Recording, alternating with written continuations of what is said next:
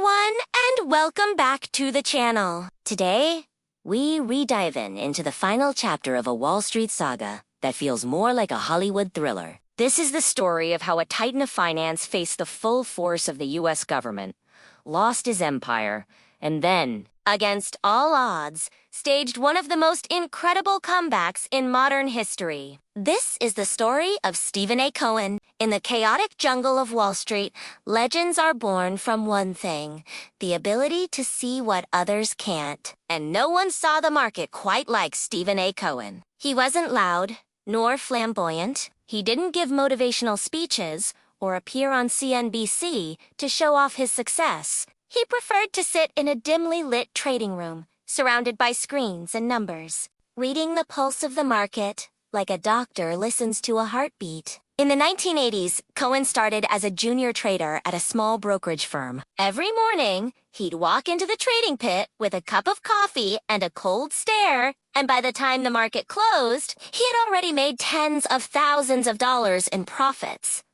He wasn't just trading stocks. He was reading human emotion. Fear, greed, hesitation. Cohen could smell it all. Colleagues would later recall. He could sense when someone was about to panic sell, before they even knew it themselves. By the age of 35, Cohen had made more money than most traders would in a lifetime. In 1992, he decided to go solo, founding his own hedge fund, SAC Capital Advisors, named simply after his initials. That name would soon strike both awe and fear across Wall Street. At SAC, Cohen built a culture unlike any other. He surrounded himself with the best analysts, the fastest computers, and a ruthless code of performance. If you don't make money, you don't stay. He rewarded success with millions in bonuses, and punished failure with a single, silent look. Under his rule, traders learned one thing: results mattered, excuses didn't. Soon, SAC's numbers became legendary. While most funds celebrated a 10% annual return, Cohen's fund regularly posted 30%, 40%, even 50% year after year. He became known as the king of hedge funds. Some called him a genius. Others called him the ghost of Wall Street, because no one could explain how he always seemed to be a step ahead. But in the high towers of the FBI and the that very perfection set off alarm bells. How could one man and one firm win so consistently in a game where even the best fall half the time? And so began a quiet war, one that would last for years, drawing in informants, wiretaps, and betrayal. The FBI wasn't chasing just another fund. They were chasing a legend. A ghost that could read the market and vanish before they arrived. Imagine this. It's the mid-2000s. On Wall Street, one name sends shivers down spines and commands a mix of fear and sheer awe: SAC Capital. This wasn't just another hedge fund. It was an absolute titan. Its traders were pulling in hundreds of millions a year, and their offices were a high-tech beehive, buzzing with activity. Picture mission control, but for money screens flashing, phones screaming, and a constant torrent of data from every market on the planet. From the outside, SAC looked like an unstoppable money-making machine, the pinnacle of financial genius. But to the FBI, it looked like something else entirely. It was a black box, a puzzle that just didn't add up. The Fed started noticing things, small at first. An oddly timed trade here, a bet that was just a little too perfect there. But soon, a pattern emerged that was impossible to ignore. It was uncanny. Every single time a major company was about to drop huge news, critical FDA drug approval, a surprise merger, a blockbuster earnings report, SAC Capital was already there, perfectly positioned to cash in. It was like they had a crystal ball, or more likely, someone was whispering the future into their ear. This wasn't just luck. It was too consistent, too precise. So, in 2009, the FBI decided it was time to crack open the black box. They launched one of the largest and most complex insider trading investigations in American history. The code name, Operation Perfect Hedge. And their primary target was the man at the very top, the founder and king of SAC, Stephen A. Cohen. The feds didn't rush in. Instead, they began a painstaking process of mapping out SAC's vast network. They identified over 100 traders, analysts, and so-called consultants. And when they dug deeper, they found a web of connections reaching into the very heart of corporate America: doctors with access to clinical trial results, executives with knowledge of upcoming deals, and insiders at every level. The FBI's strategy was classic and effective. Start at the bottom and work your way up. They began quietly approaching people within SAC's orbit, Offering a choice: cooperate and get a reduced sentence, or face the full force of the law. And slowly but surely, the wall of silence around SAC began to crumble. The first major crack appeared with a trader named Richard Chubangley. He was caught red-handed using confidential information, pleaded guilty, and became one of the first insiders to agree to cooperate with the government. His testimony opened the floodgates. Then came the story of Donald Longale, another former SAC trader. When he realized the feds were closing in, he panicked. In a desperate attempt to cover his tracks, he took a flashlight to his computer, hard drives, smashing them to pieces before tossing them into a dumpster. But the FBI is nothing if not persistent. They recovered the destroyed drives and, piece by painstaking piece, their forensic experts reconstructed the data, recovering the very evidence Longale tried so hard to erase. Every lead they followed, every witness they flipped, and every piece of evidence they uncovered seemed to point in one direction, circling back to the enigmatic figure at the center of it all: Stephen Cohen himself. The net was closing, and the question on everyone's mind was whether the FBI could finally pin the biggest fish of all. But there was a problem. A huge one. Stephen Cohen himself was untouchable. Imagine trying to catch a ghost. He never sent the incriminating email. He never used words like tip or inside information on a recorded line. His conversations were masterpieces of plausible deniability, cryptic, casual, and completely open to interpretation. He'd say things like, "We're hearing good things about that company," or "I like the setup on this trade." Legally, that's nothing. It's just market chatter. But morally, the agents listening in knew exactly what they were hearing. It was the coded language of a billionaire orchestrating a massive scheme right under their noses. So, the FBI doubled down. Frustrated, but more determined than ever, they unleashed the full force of their arsenal. They got warrants to wiretap more phones, expanding their net. They conducted early morning raids on the offices of hedge funds connected to Cohen, hoping to catch someone off guard. Their most effective tactic, however, was flipping people. They started turning Cohen's own employees, traders who had worked for him for years, into informants. They offered them deals, leniency, a way out of the storm they knew was coming. The pressure was immense. One by one, traders who had once idolized Cohen started talking, feeding the FBI scraps of information, painting a picture of a culture where an edge was everything. Then, in 2010, after years of dead ends and near misses, one name finally emerged from the chaos that promised to bring the entire case home. Matthew Martoma. Martoma wasn't just any trader. He was a star portfolio manager at SAC Capital. He had recently orchestrated a trade that was so audacious, so unbelievably profitable, it defied all logic. Martoma had made a staggering $275 million for SAC by betting against a pharmaceutical company. Right before it announced disastrous results for a new Alzheimer's drug trial, it was one of the single biggest, most profitable insider trades in history. The agents couldn't believe their luck. This was the smoking gun they had been dreaming of. The FBI moved with lightning speed. They had their target, and they weren't going to let him slip away. One morning, agents stormed Martoma's quiet, multi-million-dollar home in Boca Raton, Florida. They confiscated computers, seized files, and turned his life upside down. They sat him down and laid it all out on the table: the phone records, the expert testimony, The evidence showing he had received the secret drug trial results from a doctor involved in the study. The case against Martoma was ironclad. But the agents didn't just want him. They wanted his boss. They wanted the ghost. They looked Martoma in the eyes and asked the multi-billion-dollar question. Did Stephen Cohen know? Did you tell him about this illegal tip before making the trade? But Martoma just stared back. He didn't say a word. Just a cold, blank silence. He refused to cooperate. He refused to give them Cohen. And just like that, without that direct testimony, the case against the big man evaporated. The FBI had the trigger man, but the mastermind remained a ghost, a shadow chasing another shadow. The link was broken. Meanwhile, what was Cohen doing? He was still trading, still making billions. He gathered his team and told them calmly, with that unnerving confidence, "We play by the rules. Just focus on the market."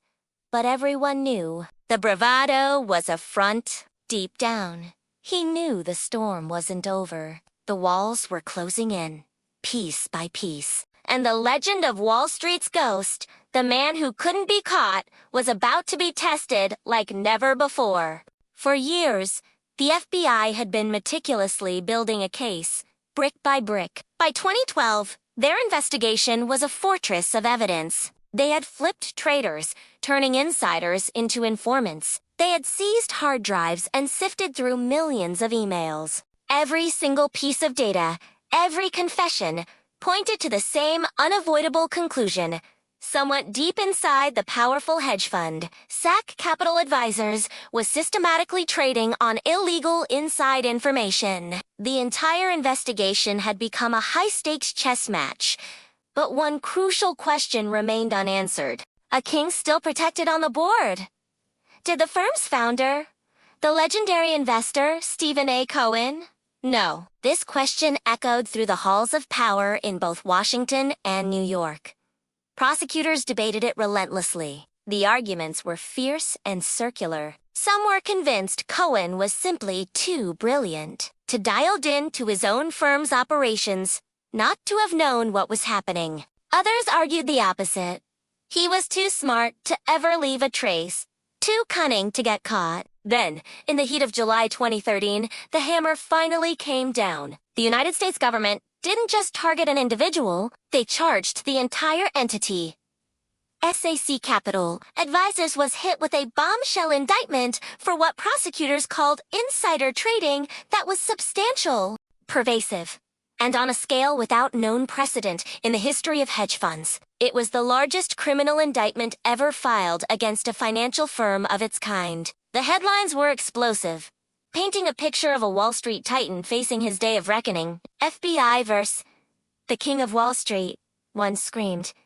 Is Stephen Cohen untouchable? Another asked. Inside the sleek, glass-walled headquarters of SAC in Stamford, Connecticut, the indictment landed like a shockwave. Chaos and fear spread like wildfire. Traders, once the masters of the universe, were now whispering in hushed tones in corners, frantically deleting files, and wondering if this was the end of their careers. The end of the empire. The lifeblood of any hedge fund is its clients' trust, and that trust was evaporating. Panicked clients began pulling their money out in a torrent, yanking billions of dollars from the firm's control. The financial empire that had once dominated the market, that had seemed invincible, was now collapsing under the immense weight of suspicion. But what about the man at the center of it all? Stephen Cohen remained an enigma, while his firm crumbled around him. He projected an aura of unshakable calm. There was no public statement, no emotional press conference, no angry outburst, just a single, quiet, and resolute message relayed to his shell-shocked employees. Do your job. I'll handle the rest. And handle it.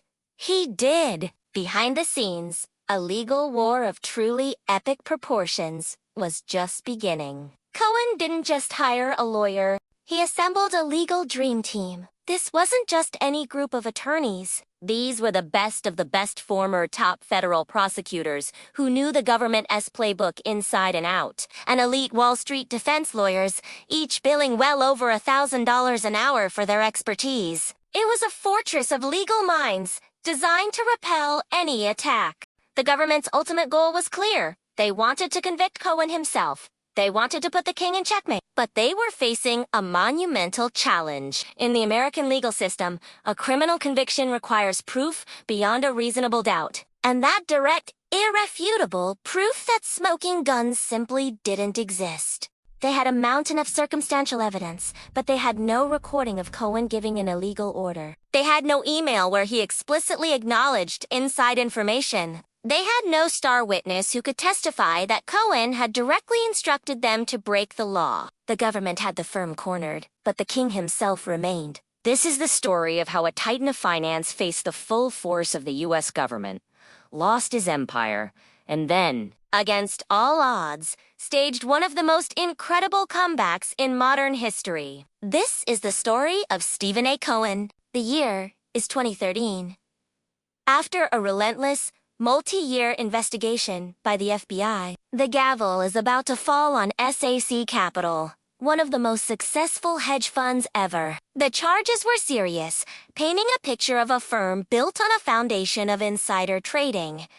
The pressure was immense. SAC's clients were pulling their money out, and the walls were closing in. Everyone was watching, waiting to see if the King of Wall Street would finally be dethroned and sent to prison. then, in November 2013, the resolution came, and it was a shocker. SAC Capital, the firm itself, agreed to plead guilty. They would pay a staggering $1.8 billion fine, a record at the time, and be forced to shut down its operations, managing money for outside investors. It was a corporate death sentence. The legendary SAC Capital was officially gone.